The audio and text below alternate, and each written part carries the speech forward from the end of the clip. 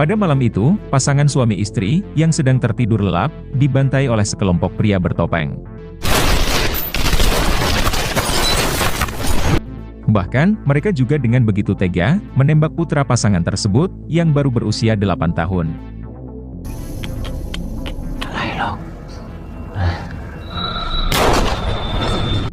Singkat cerita, si bocil malang tersebut sekarang sudah berada di rumah sakit setelah melewati perawatan intensif. Para dokter menganggap ini semua adalah keajaiban dari Tuhan. Mereka sama sekali tidak menyangka bocil yang bernama Tony ini bisa selamat dari kematian setelah mengalami serangan yang mengerikan. Tak lama berselang, seorang pria bernama John datang mengaku sebagai keluarga Tony. John lantas memaksa para dokter membuka semua peralatan medis yang menempel di tubuh Tony. Akan tetapi, para dokter menolak perintah dari John, karena apabila hal itu dilakukan, maka Tony bisa mati. Menanggapi itu, John pun langsung menunjukkan senjatanya, dan langsung mengancam akan menghabisi para dokter ini. Sehingga dengan terpaksa, para dokter menuruti perintah John. Si perawat yang bernama Lucy berusaha menghalangi si dokter. Akan tetapi, upaya Lucy gagal. Namun di luar dugaan, Tony masih bisa bertahan hidup, meskipun semua peralatan medisnya dilepaskan. Sehingga membuat para dokter keheranan, termasuk John sendiri. Kemudian, John melapor kepada atasannya, perihal Tony yang gagal ia habisi. Tapi John berjanji akan menghabisi Tony di keesokan harinya. Lalu John menyogok seorang suster untuk melaporkan perkembangan Tony selama dirawat di rumah sakit tersebut.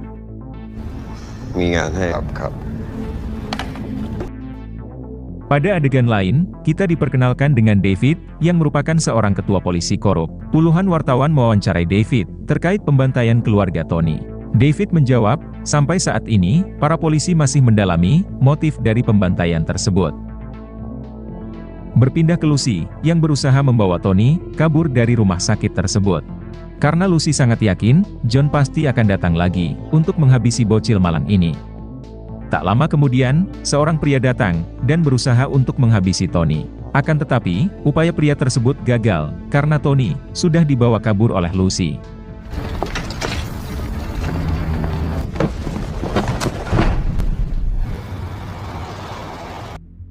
Singkat cerita, Lucy tiba di kampung halamannya di sebuah desa terpencil.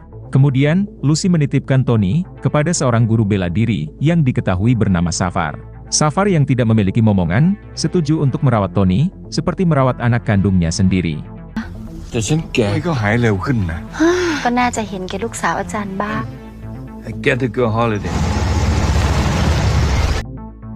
Dan sejak hari itu, Safar mulai melatih Tony ilmu bela diri. No pain.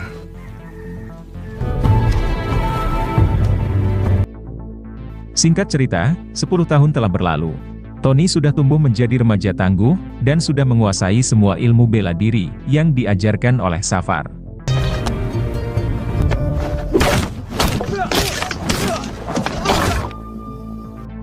Safar selalu menasihati Tony agar menggunakan kekuatannya untuk membela kebenaran.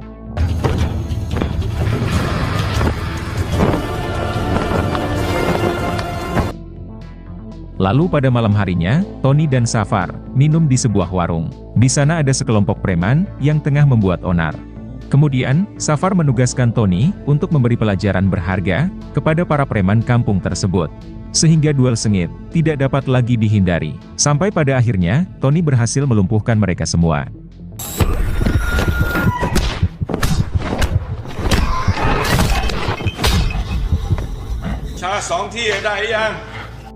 Meskipun Tony sendiri juga harus babak belur dihajar oleh mereka. Kendati begitu, Safar tetap bangga kepada Tony yang memanfaatkan kekuatan yang ia miliki untuk menumpas kejahatan. Lalu di sore harinya, saat mendapat kabar perihal Lucy yang sekarang sedang sakit keras, Lucy ingin sekali bertemu lagi dengan Tony untuk yang terakhir kalinya. Singkat cerita, Tony sudah bertemu dengan Lucy yang dirawat di rumah sakit kota. Lucy lantas bercerita kepada Tony terkait kedua orang tuanya yang telah dihabisi dengan cara yang brutal. Bahkan, Tony yang kala itu masih bocil, nyaris saja menjadi korban. Akan tetapi, Lucy berhasil menyelamatkan Tony. Kemudian, Lucy bercerita terkait motif para pelaku ingin menghabisi ayah Tony. Puluhan tahun yang lalu, ayah Tony yang seorang polisi bersih diberikan sebuah misi. yaitu menyelidiki kasus mega korupsi yang melibatkan sejumlah polisi korup. Tapi di tengah penyelidikan, ayah Tony malah dihabisi. Lucy sangat yakin kalau pelaku yang menghabisi ayah Tony adalah sejumlah oknum polisi korup yang takut kejahatan mereka terbongkar. Meski sudah puluhan tahun berlalu, kasus kematian ayah Tony masih belum menemui titik terang. Bahkan, kasus tersebut sudah resmi ditutup oleh pihak kepolisian dengan alasan yang kurang jelas. Atas dasar itulah, Lucy melakukan penyelidikan sendiri, mengungkap misteri kasus tersebut. Kemudian, Lucy menyerahkan kepada Tony berkas penyelidikan kasusnya yang sejauh ini ia kumpulkan. Dengan berkas bukti tersebut, Lucy sangat berharap Tony bisa menemukan para pelaku untuk membalaskan dendam atas kematian kedua orang tuanya.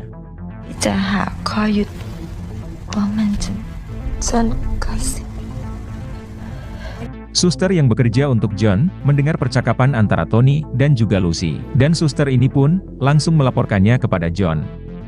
Beberapa hari kemudian, Lucy pun akhirnya meninggal dunia. Tony yang menghadiri pemakaman Lucy tampak sangat terpukul dan sedih, harus kehilangan ibu angkatnya tersebut. Tony yang sedang dalam perjalanan menyadari ada dua orang pria yang tengah membuntuti dirinya. Tony lantas memancing mereka berdua ke kawasan yang sepi. Di sanalah Tony membrutal, membantai mereka berdua.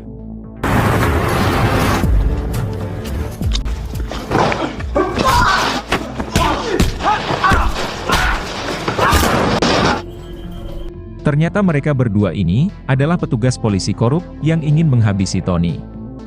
Pada malam harinya, seorang wartawan asing bernama Santi tengah mewawancarai geng preman lokal untuk tujuan dokumentasi hak asasi manusia. Akan tetapi, Santi dan temannya malah dihajar oleh geng preman lokal ini.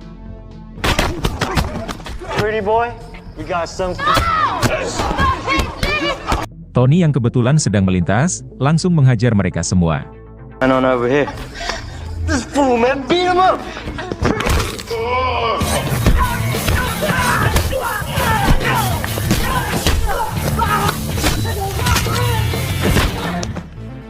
Sebagai ucapan terima kasih, Santi lantas menawari Tony bermalam di kediamannya. Tony yang belum memiliki tempat tinggal, menerima ajakan dari Santi. Sementara teman Santi memutuskan pulang ke negaranya malam ini juga.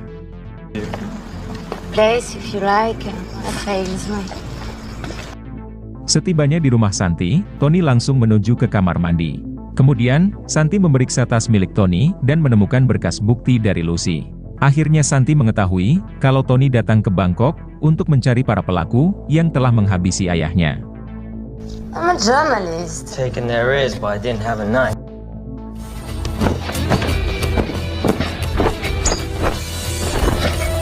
Di keesokan paginya, Santi memberitahu Tony kalau dirinya sudah mengetahui kalau tujuan Tony datang ke Bangkok tak lain untuk balas dendam. Dan Santi pun bersedia untuk membantu Tony menuntaskan misi balas dendamnya tersebut. Sometimes I get a bit hungry. Saat sedang dalam perjalanan, para polisi korup berniat ingin menangkap Santi, yaitu dengan alasan Santi tidak memiliki dokumen resmi. Melihat Santi dikasari, Tony pun tak terima dan langsung menghajar mereka semua.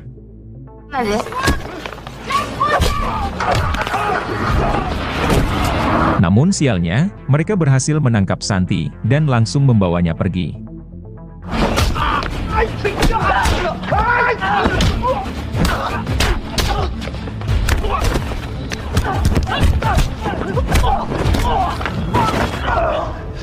Sampai pada akhirnya, Tony berhasil meratakan mereka semua.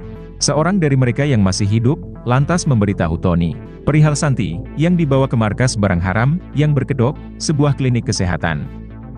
Thank you. Setelah mengantongi info tersebut, Tony langsung meluncur ke sana, sembari membawa lencana milik si polisi korup tersebut. Setibanya di tempat tujuan, Tony melihat dua orang polisi korup naik ke lantai atas menggunakan sebuah lift. Tony lantas masuk ke dalam lift tersebut dan langsung menghajar mereka berdua.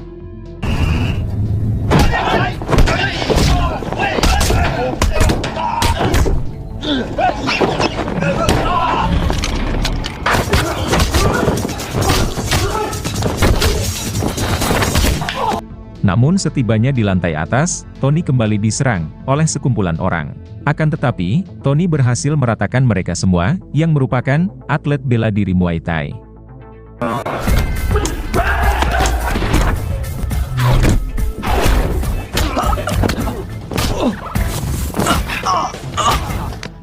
Di dalam ruangan tersebut, Tony melihat seorang pria dalam keadaan tangan di borgol.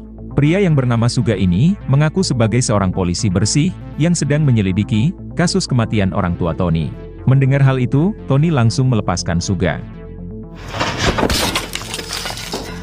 Suga lantas memberitahu, dirinya lah yang selama ini membantu ibu angkat Tony, yaitu Lucy, dalam menyelidiki kasus kematian orang tua Tony.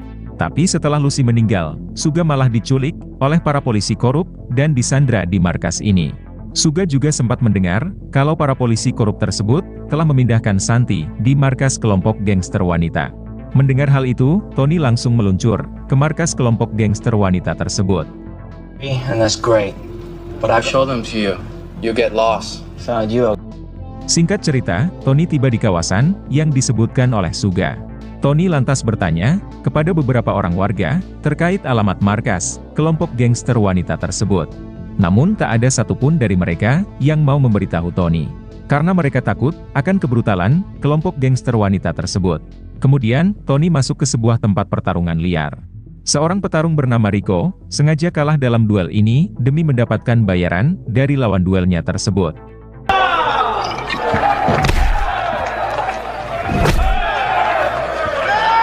Seusai pertarungan, Tony langsung menghampiri Rico. Bertanya terkait alamat markas kelompok gangster wanita tersebut. Karena Tony yakin, Rico yang seorang petarung tentu tidak takut memberitahu Tony terkait alamat markas tersebut. Rico bersedia mengantar Tony ke alamat markas yang dimaksud. Asalkan Tony mau membayar Rico.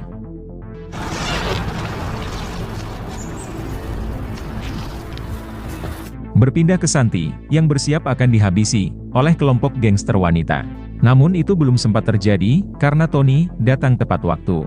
Tapi tiba-tiba, inilah yang terjadi.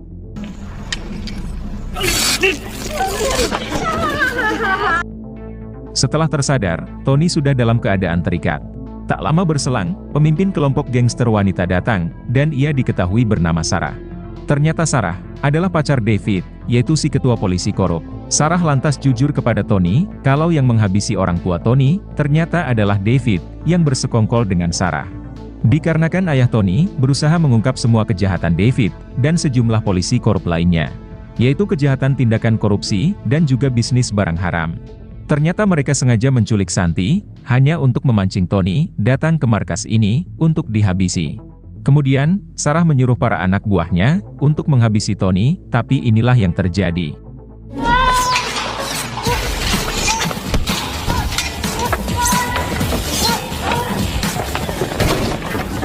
Tony yang berhasil meloloskan diri, lantas ditembak oleh Sarah. Mereka semua mengira kalau Tony sudah tewas, dan mereka pun langsung meninggalkan markas tersebut. Mereka bahkan lupa menghabisi tawanan mereka, yaitu Santi. Tapi ternyata, tembakan tersebut hanya mengenai lencana polisi korup yang dibawa oleh Tony. She's called Jessie. I'm coming with you. You need my... Kemudian, Santi membawa Tony beristirahat ke sebuah hotel terdekat. Di dalam kamar hotel tersebut, Santi dan Tony malah terbawa suasana, dan lantas bercocok tanam. Yes. Did you ever... Di keesokan paginya, saat hendak meninggalkan hotel, Tony malah diculik secara mendadak.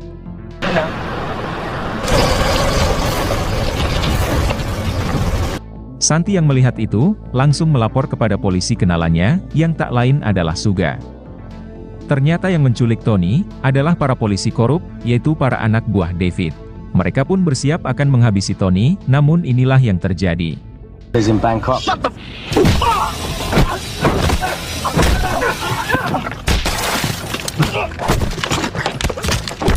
Alhasil, mereka semua tewas, dibantai oleh Tony. Tony sengaja menyisakan satu orang, yang diketahui bernama Tom, agar membawanya ke markas David, si pelaku dalang utama, yang telah menghabisi orang tuanya.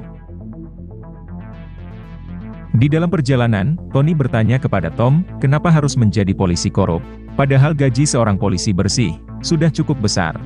Tom menjawab, hanya ada 10% polisi bersih yang ada di Thailand. Sedangkan 90%-nya lagi, lebih memilih menjadi polisi korup, demi kehidupan yang bergelimang harta.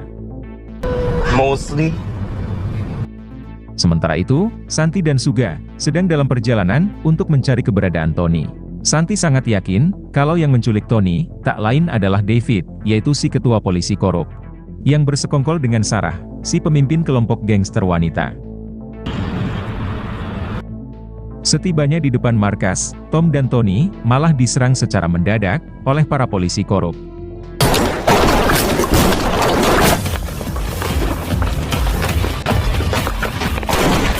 Alhasil, Tom pun tewas, sedangkan Tony berusaha melarikan diri. Sehingga aksi kejar-kejaran tak dapat lagi dihindari. Rico yang kebetulan sedang berada di kawasan tersebut, langsung turun tangan untuk membantu Tony.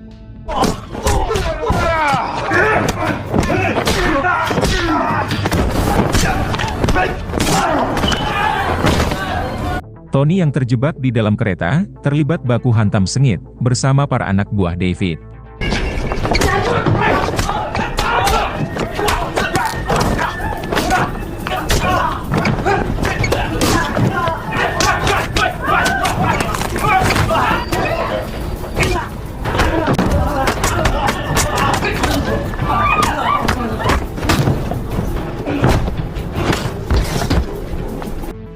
Akan tetapi, Tony berhasil membantai mereka semua. Di malam harinya, Suga berhasil menemukan Tony. Kemudian, Suga membawa Tony untuk menemui David, si ketua polisi korup yang telah menghabisi orang tua Tony. Singkat cerita, Tony dan Suga tiba di tempat tujuan yang ternyata adalah rumah orang tua Tony. Dan ternyata, Santi ditawan di sana, dan Sugalah yang menculiknya. Dari sini barulah terungkap, kalau ternyata Suga adalah polisi korup yang merupakan tangan kanan David.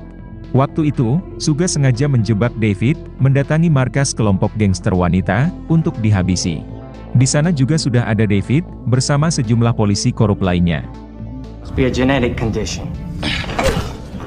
Hey, cool it. Kemudian, Tony dibawa ke sebuah kamar, tempat kedua orang tuanya dihabisi. Lalu David menyuruh para anak buahnya, menghabisi Tony sekarang juga. Jelas Tony tidak akan tinggal diam saja, hingga inilah yang ia perbuat.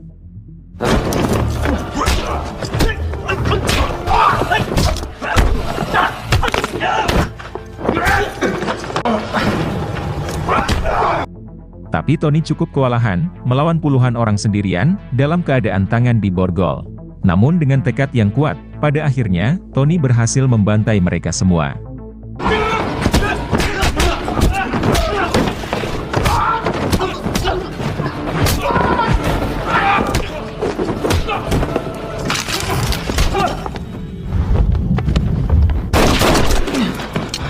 Sehingga dendam Tony, pada akhirnya terbalaskan. Kemudian, film pun selesai.